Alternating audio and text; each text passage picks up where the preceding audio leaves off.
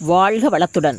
தமிழரென்று சொல்லடா தலைநிமிர்ந்து நில்லடா என்ற வரிகளுக்கு பெருமை சேர்க்கும் வகையில் நம் தமிழர்கள் வானவியலிலும் அறிவியலிலும் வல்லுநர்களாக திகழ்ந்தார்கள் என்பதற்கு ஒரு எடுத்துக்காட்டு இது. ஆம், கும்பகோணம் அருகிலுள்ள திருவீசநல்லூரில் அமைந்துள்ள சிவயோகிநாத சுயம்புலிங்க ஆலயத்தில்தான் சித்திரை மாதம் 1, 2, 3 ஆகிய தேதிகளில் சூரிய ஒளிக்கதிர்கள் சிவலிங்கத்தின் மீது விழும்படி அமைக்கப்பட்டுள்ளது. கோவிலின் தென்புற மதில் சுவரில் சுமார் 200 ஆண்டுகளுக்கு முற்பட்ட சூரிய ஒளிக்கடிகாரம் அமைந்துள்ளது. சூரியன் உதிப்பதிலிருந்து மாலையில் சூரியன் மறையும் வரை சூரியன் செல்லும் பாதையை கணக்கிட்டு இந்த கடிகாரம் அமைக்கப்பட்டுள்ளது. அரைவட்ட கோலம் அமைக்கப்பட்டு அதைச் சுற்றிலும் காலை 6 மணி முதல் மாலை 6 மணி வரை என எண்கள் செதுக்கப்பட்டுள்ளன. இதன் நடுவே பித்தளையால் ஆன ஆணி பொருத்தப்பட்டுள்ளது. சூரியனின் ஒளி இந்த ஆணியில் பட்டு அதன் நிழல் எந்த எண்ணில் விழுகின்றதோ அதுவே அப்போதைய நேரமாகும்.